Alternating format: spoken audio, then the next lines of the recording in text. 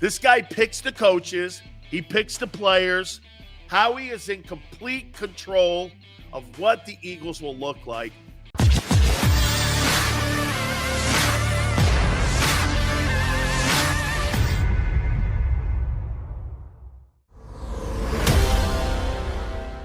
Eric Brooks, Dan Sileo, middle. Welcome aboard here. Wednesday already? Is this work? It doesn't seem like work, man. I get to shoot with you. It doesn't seem like work, man. I get paid for this. You could say shit, man. It's all good, man. I mean, see, don't my aunt you ruined me with my family because you're such a good dude. Bro, my mom said, my niece was watching, said, Uncle said bad word. I said, I got the text. Influence on you, so I'm bad. So I'm guessing everyone's like, look at what hanging around with Sileo. That guy, he's exactly what they say on the internet. Well, you were talking about hanging out, man. Philly 500, man. How was he on the show, bro? Dude, he was really good yesterday, man. We had a boatload of his boys on. You know, Barrett, the one thing I'm catching about the Philadelphia sports fans is that they just love this team. And you know what? They love this team. There's a portion that loves the team with blinders on. Yes. No matter what it is, no matter. I had a guy, Xander and I were talking prior to going on the air. Guy goes, yeah, man, we went to a Super Bowl.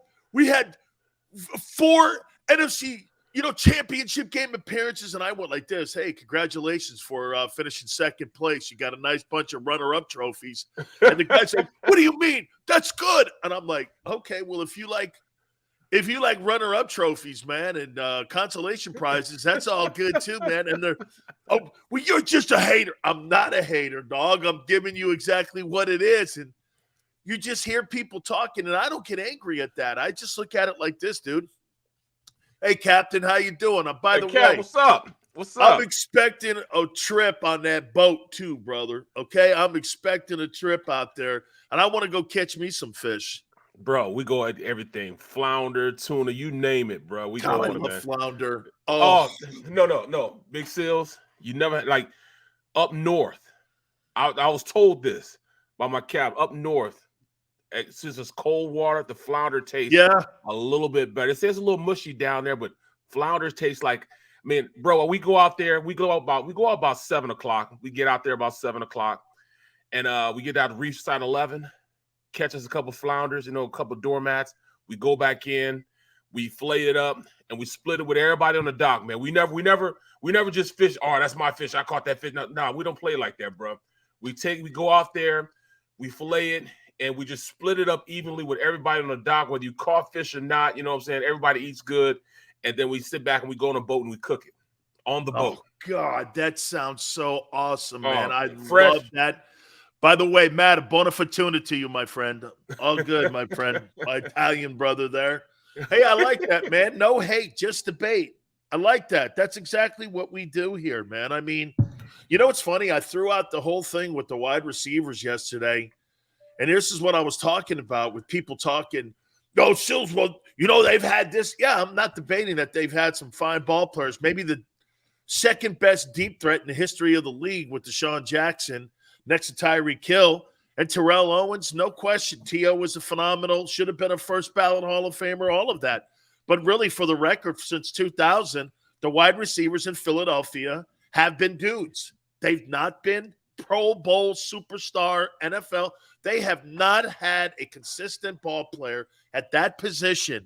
Saying underwhelming then.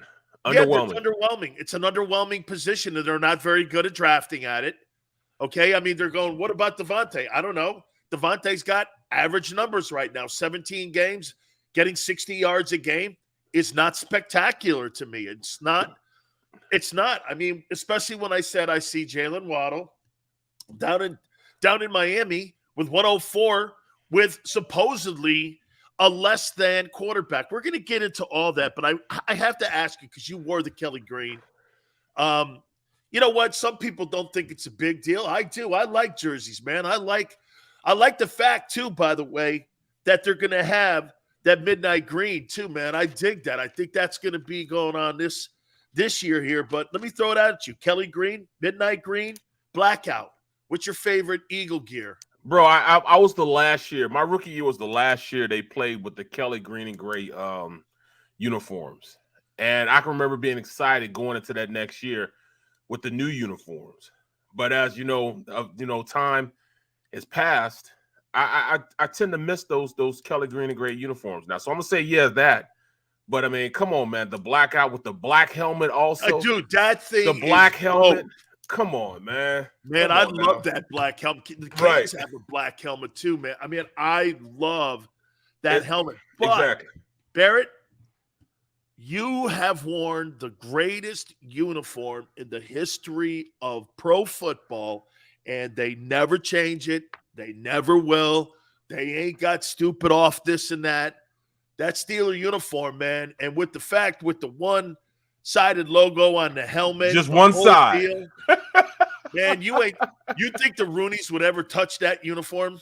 No, what I mean, they do a little throwback. Oh yeah, they do the 50s and 40s. But it looks like a prison uniform. It does, man. Either that or they're selling hot dogs, Kobayashi hot dogs over there in Long Island and over there, right? I'm like, I don't know, Coney Island, man. Those things do not look. They look like a big old mustard. Hot dog. But you know what? I'm gonna tell you this, man. Oregon started all this, man. Yeah, University of Oregon with Phil Knight. His son going there, and his son's, his son passed away. So I mean, he really puts a lot into that organization, and because of that, he had all these new uniforms they rolled out, man. And they figured it out. Those uniforms are the number one reason why kids want to go to Oregon.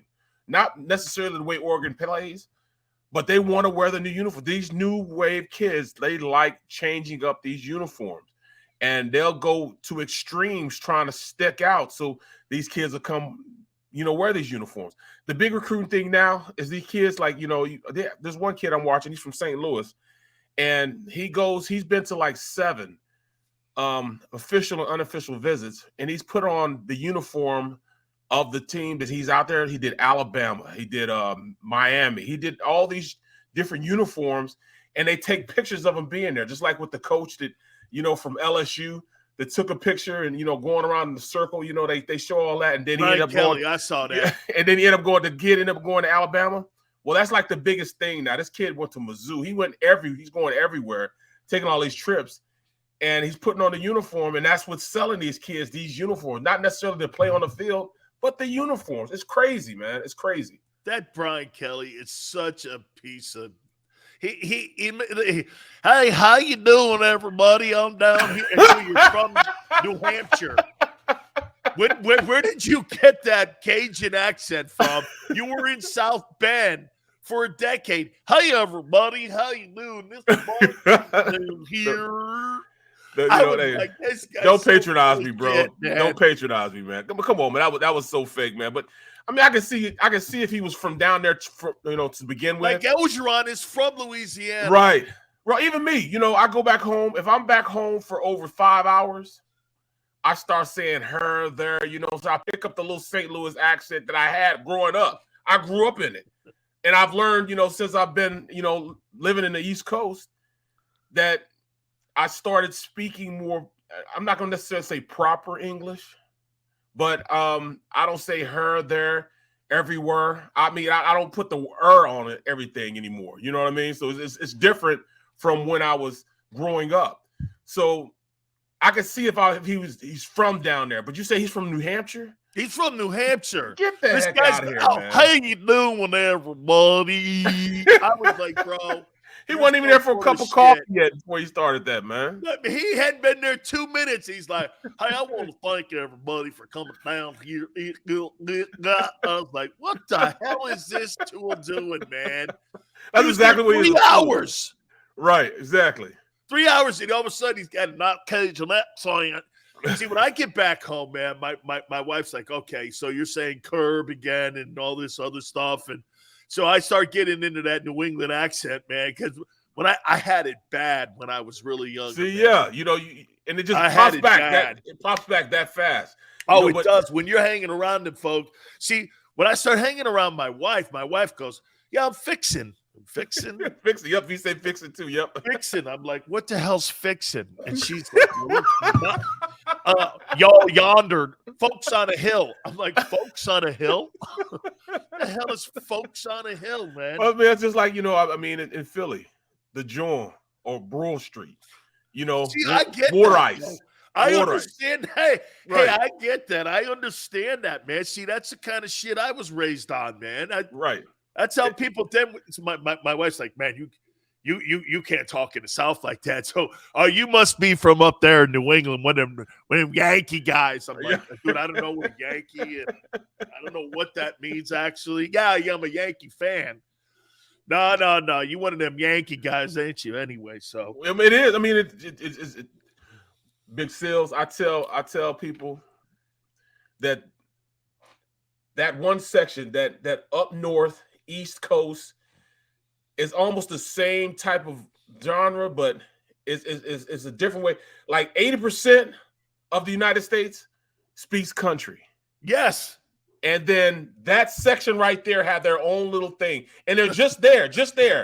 Philadelphia, the Pennsylvania, Connecticut, New York, that area right there, they speak a totally different language than anybody else in the country. 80%. I want a glass of water.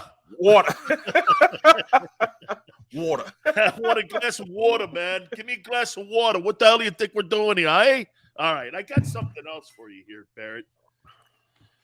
Jesus criminy, man. I heard Nick Sirianni at the owners' meeting yesterday, and I got to tell you, dog.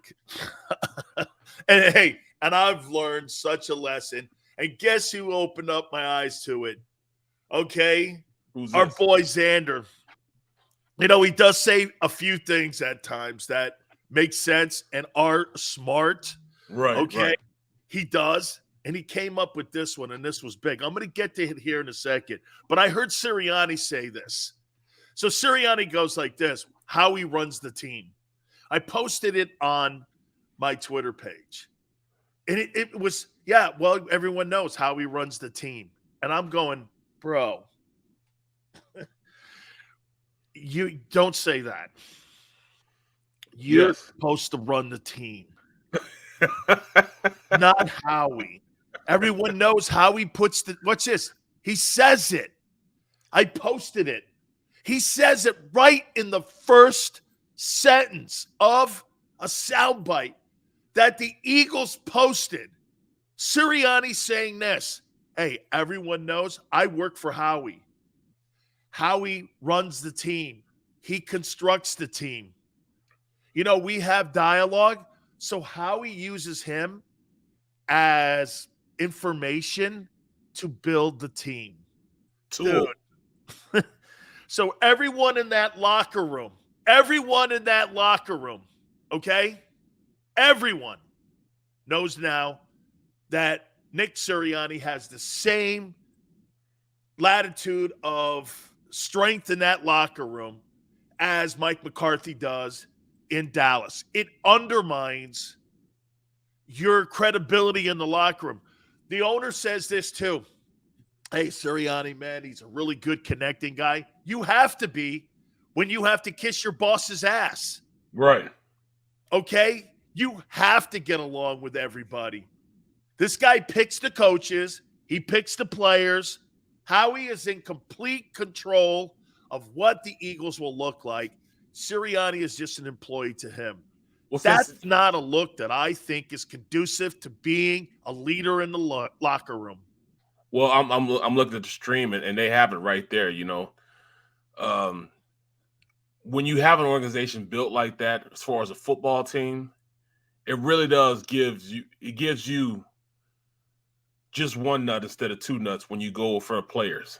The players actually don't respect you, and they'll go straight. Same thing in Dallas. You just like you said. I'm not going to the head coach. I'm going directly up to Howie. You know what I mean? It's the level before, Jeffrey Lurie. But that's just like nobody respecting Dallas's team. They go straight to Jerry. If you got a problem, you go straight to Jerry. You don't go to the coach. Coach, man, I got a problem with my playing time. No, I said, Jerry, I got a problem with my playing time. Or hey, at this point, hey, Howie, I don't like the way coach yelling at me. It really doesn't give you the balls to go out there and tell guys what to do because they know who's running things. You just don't do that. I mean, how do you go in front of these men and say, look, let's go, rah-rah and everything else, when you don't dictate what my contract is or anything else, or whether you want or me my or playing not. time. Right. I don't know me. I really don't. That's why J.J. Arcega-Whiteside is still on this team. That's why Jalen Reagor will still be on this team. That's why if you look at Derek Barnett is on this team, Fletcher Cox is on this team. And don't get me wrong, I think they're good deals, them bringing back those two players, Cox and Barnett. But you could have gotten something else.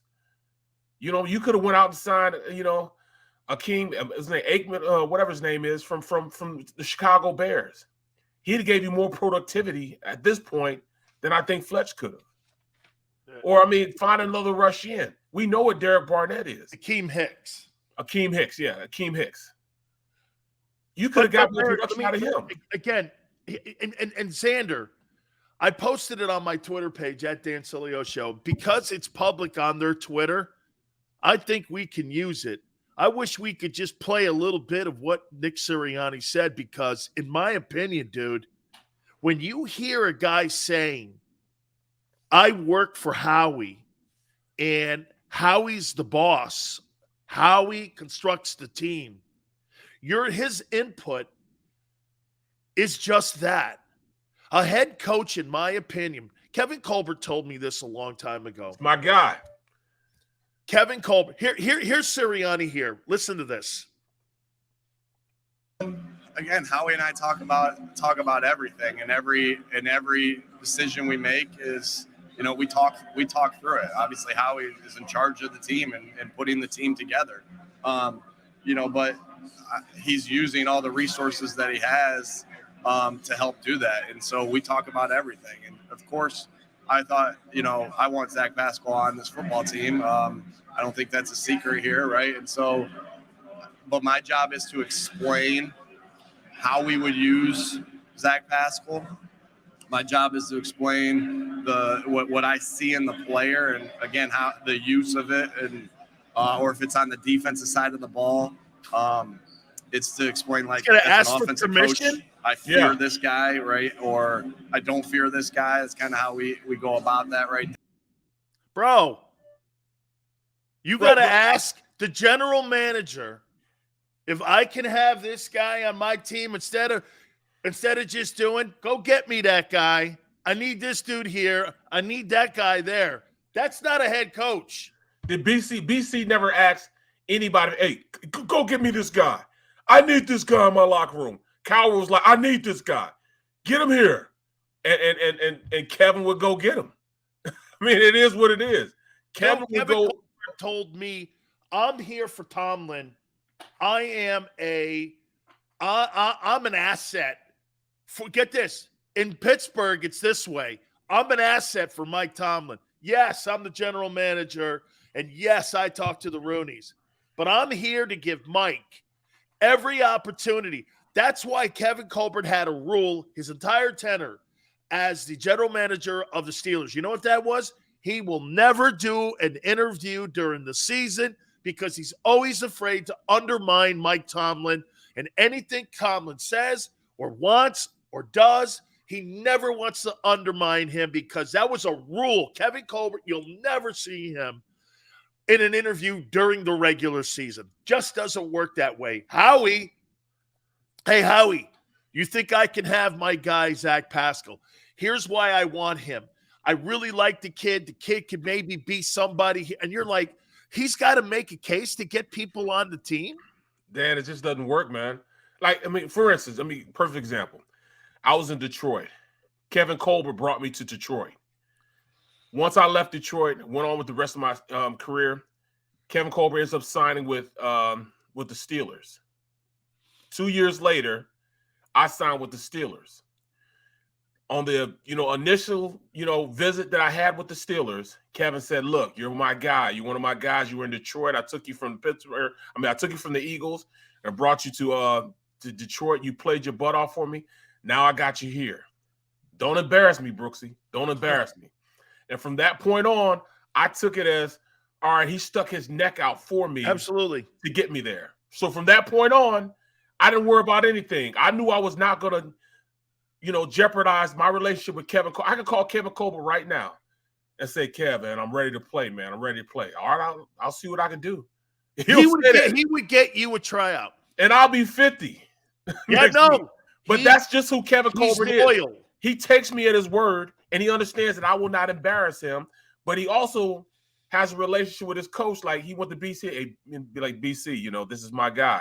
So when I did go in and meet Cowher, he's like, well, I heard you're Kevin's guy, man. You look pretty good in your workout. We're going to go ahead and sign you. It wasn't like I was signed because of Kevin Colbert saying I come in. It went through Cowher before he gave me the okay. Hey, I liked your workout. I like your tape.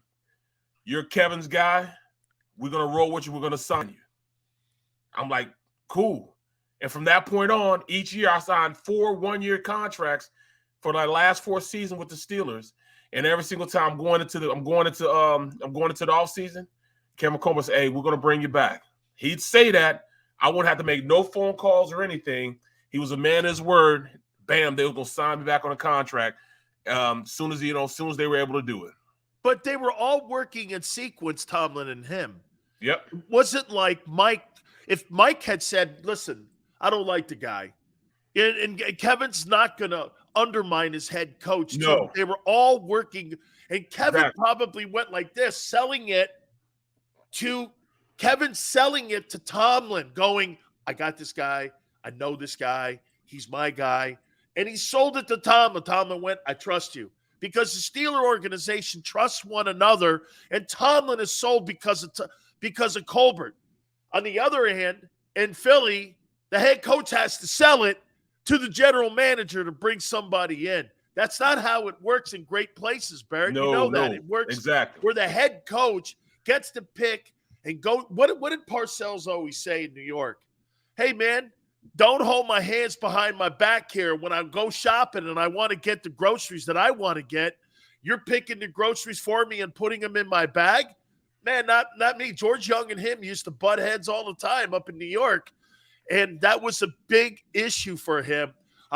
You hear Parcell guys, Pepper Johnson, all them dudes that played with him.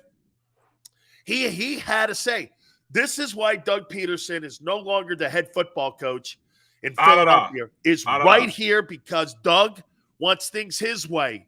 Okay? He sees things his way. He sees things through the lens of Andy Reid. Okay? He sees that. The general manager doesn't like that because, and I'm going to get to a point here that Xander said. I said Xander made a point yesterday. Watch this here, man. Well, hold on before you do that, though. Before you do that point, man, because that's huge right there, what you're about to say. But, just like the stream says, Sirianni's just, what's his name, Bobby Murphy. Sirianni's just happy he got the opportunity to be a head coach, become a head coach. He's absolutely right. But when you look at it. But I don't begrudge him for taking the gig either, though. Barrett, I mean. Right. You offered me the job and I'm a wide receiver / OC in Indy. I'm not going to go, hey, look, screw it. I don't want the job because I have to answer to Howie. I'm taking it. Right.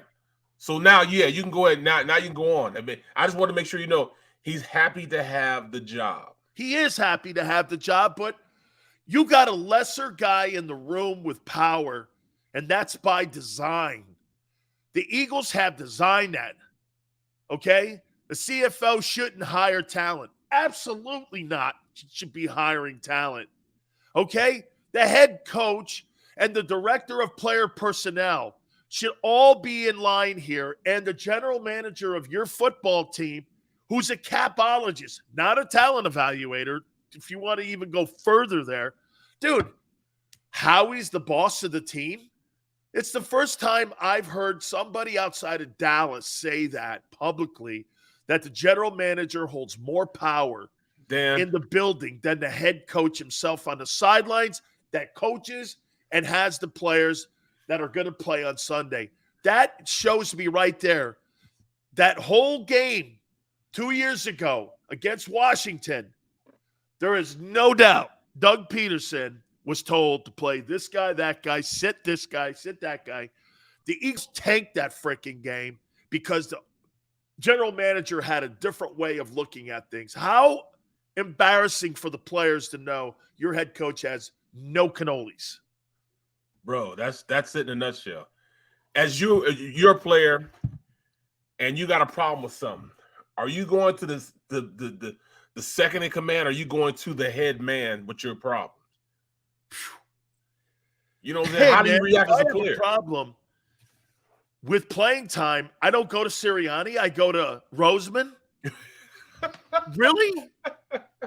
Hey, Sills, why don't you come in here, man? We'll talk about it. Why would I talk to you about it? You have no say on the team. Howie Roseman's the boss. You said it. Came out of your mouth. I saw it.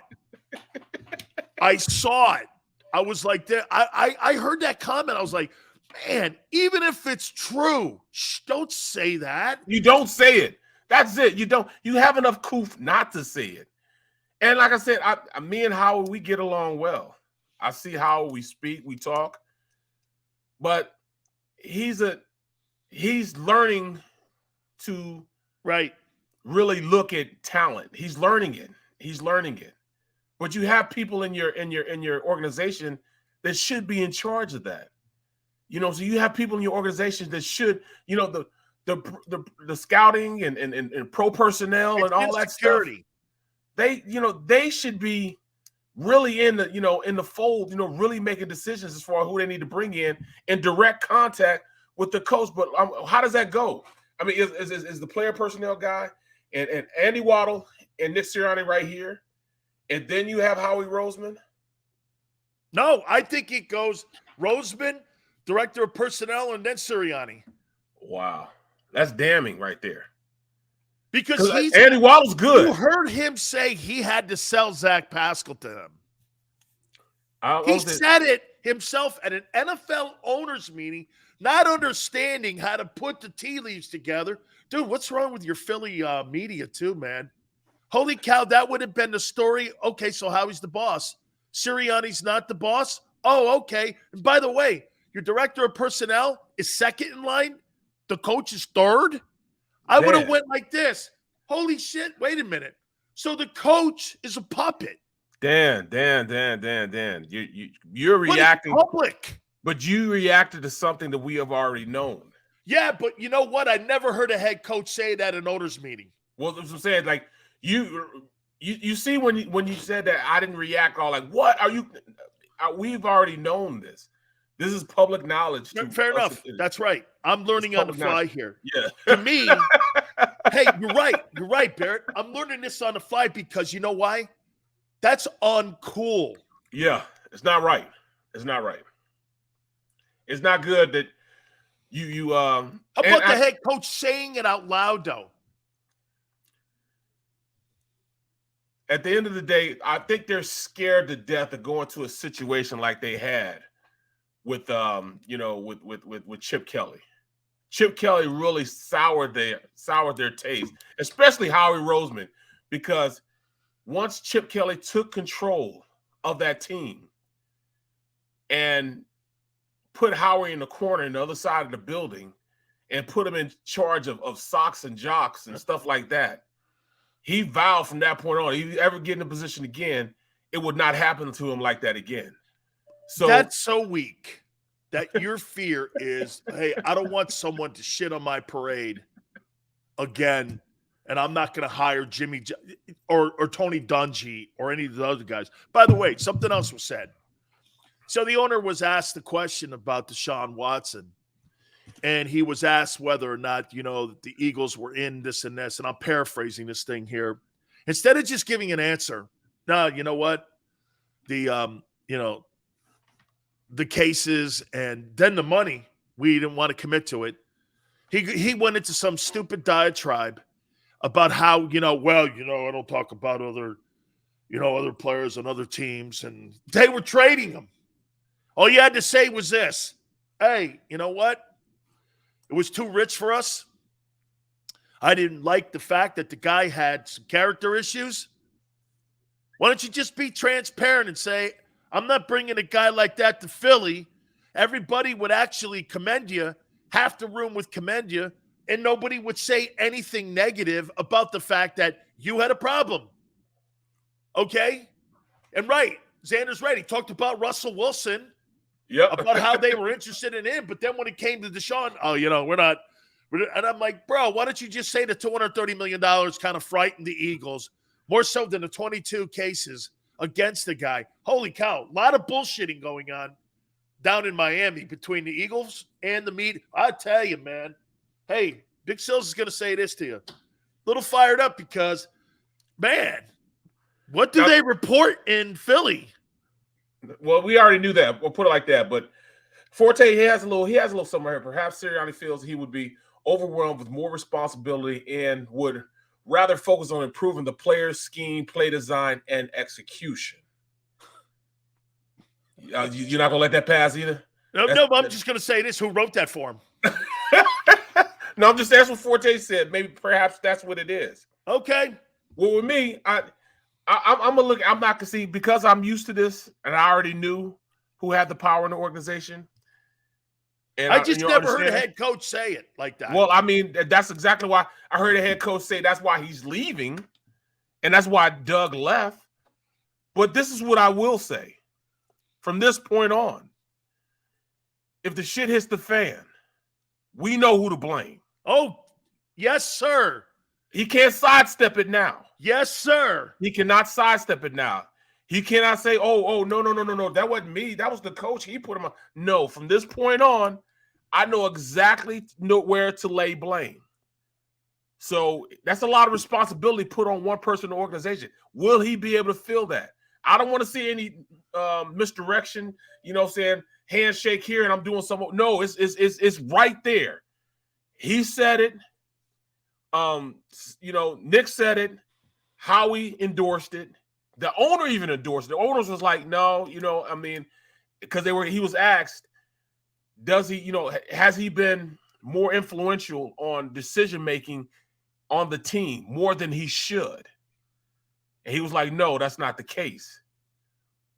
But this only proves to me that this point going forward is all going to be on Howie Roseman. He's going to have to take the good with the bad. If he sucks, he sucks. If he's great, hey, put him up here.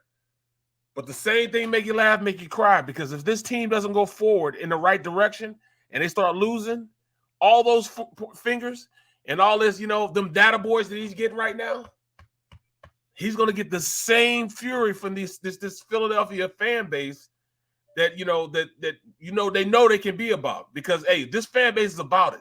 If they don't like something, they're going to let you know. And if they're going in the wrong direction, best believe they will be hunting him down like he's an animal. They're going to make sure that they're going to point the finger at him. And he can't point anywhere but at himself if this all falls through. But if it gets better, he can all take them data boys too now. Oh, no, listen. I'll be the first to go like this. Okay, well, it's working. Okay. Yep. I will. I'm wrong. But to me, when I hear a head coach, and see, it's the inexperience of Sirianni being at the mic. You're never going to hear anybody in those big-time coaching places talking about someone else having more autonomy in their locker room. Barrett, it would be like me telling your wife and kids what to do in your house.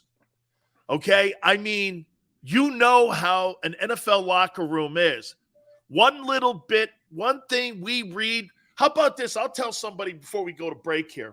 The biggest deterrent in the locker room is, and they post it on for a reason, is the depth chart.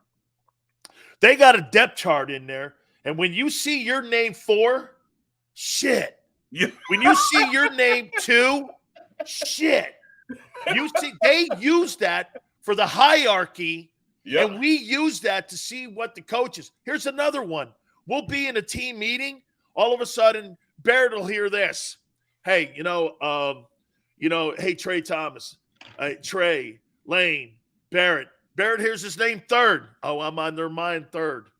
Okay, yep. That's a good thing. I'm the 3rd guy in their mind when it's talking about the O-line. When you hear Bob, Lane, Smith, Bob, Barrett, you're like, holy shit, man, I'm moving down the totem pole here. I got to play harder. Those little tiny things that are in the locker room that are said, okay, players they pick all up mean on that. Something. And when you hear a coach go, hey, he's the coach, he's the guy, he builds the team, I have to sell him on players. We read that. Am I wrong? It's damning, man, because you hear everything, you pick up on everything, and the player that heard that right there, there's no way that this player can look at that he can say, yeah, that's my guy. I love playing for coach and yada, yada, yada, yada. But when it comes down to it, man, I got to go talk to Howard, man, because I want to know if I'm back here next year. Or am I getting my contract done? Or does this team like me or not? Right? You see me third on the depth chart. I'm going like this. Shit. That means am I third or sixth? Because they're only keeping 5 of these dudes. Yep. Okay? Was when you're on 13 and you're looking up there, you're like, hey, man, they're only going to keep – are they going to keep 7 D linemen? Or are they going to keep 5 or 6 O linemen? How are they going to do this, man?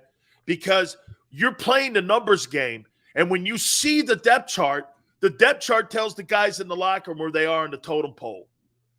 Just imagine when you hear somebody saying something public, hey, I don't really have the say on the team. The guy upstairs does.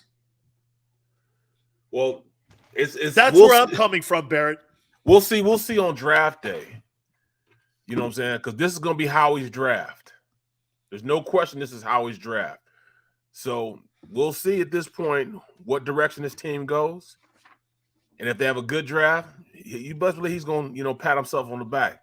They have a bad draft. That's a lot of accountability right now because that can but he gets 3 years to determine whether or not it's good or bad. He gets a pass for a bit. I've got to bring something up with you after the time out here. And Xander brought this up. I want to show you something why they're not playing in free agent here. He's Barrett Brooks. I'm Dan Sileo. Back in 3.